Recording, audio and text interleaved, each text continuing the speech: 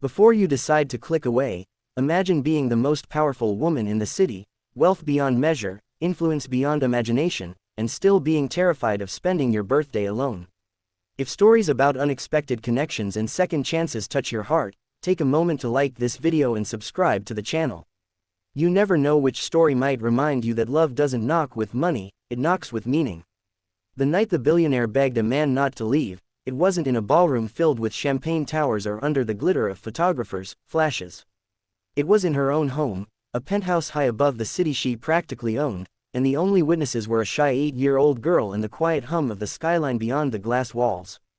Her name was Elena Vale, founder of Vale Industries, a tech empire often mentioned in the same breath as companies like Apple Inc. and Amazon.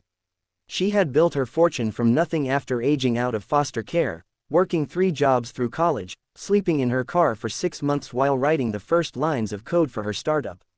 By 38, she was on magazine covers beside entrepreneurs compared to Elon Musk.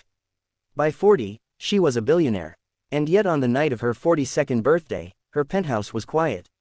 The party had ended an hour earlier. Politicians, executives, influencers, they had all come. They had smiled, toasted her resilience, praised her vision.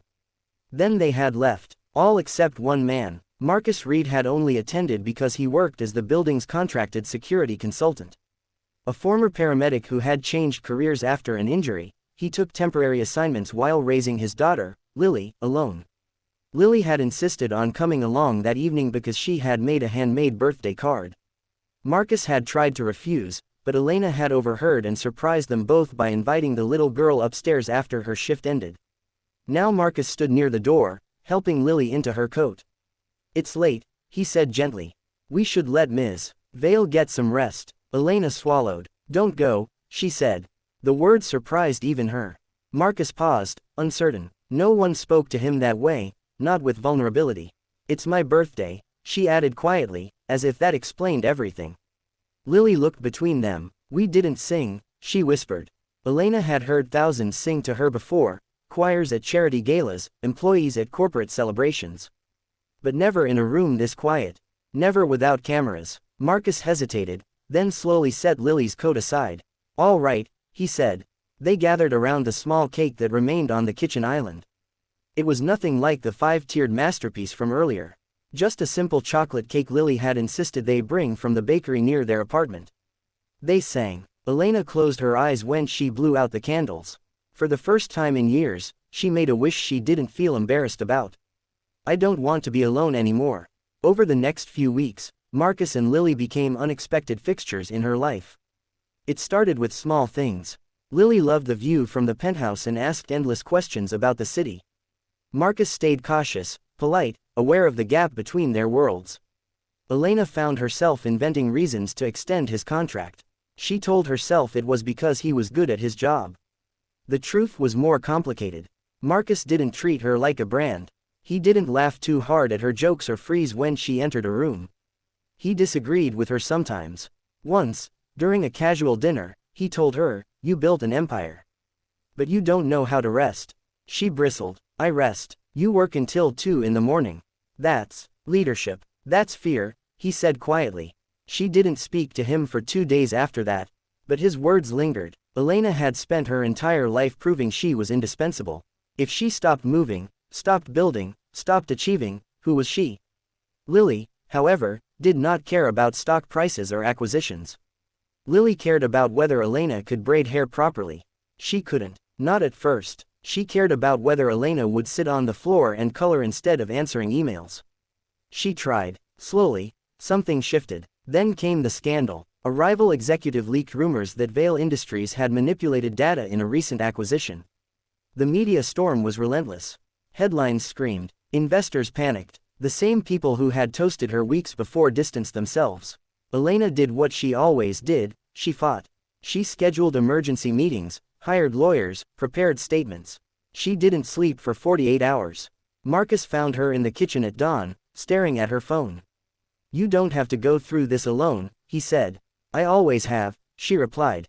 Maybe that's the problem. The investigation dragged on. Though she had done nothing wrong, the pressure was suffocating. For the first time, she felt the fragile nature of everything she had built. Wealth couldn't shield her from reputation. Power couldn't shield her from doubt. One evening, exhausted, she confessed something she had never told anyone outside a therapist's office. When I was 12, she said, the family fostering me forgot my birthday.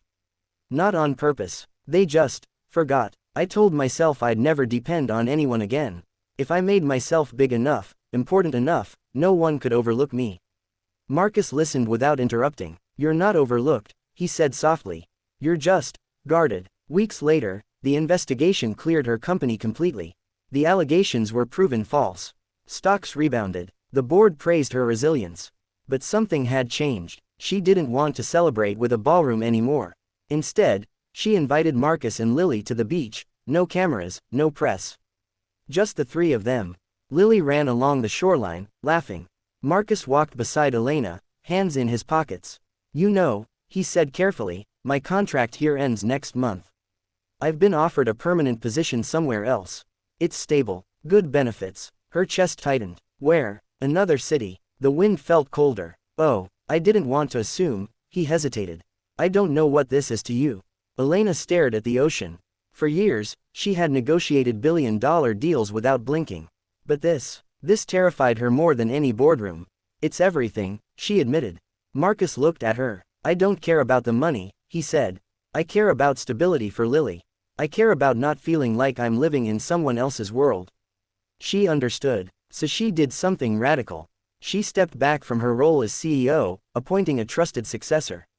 The board was stunned. The press speculated. But for the first time, she wasn't choosing growth, she was choosing presence. You'd do that? Marcus asked when she told him. I built the company, she said.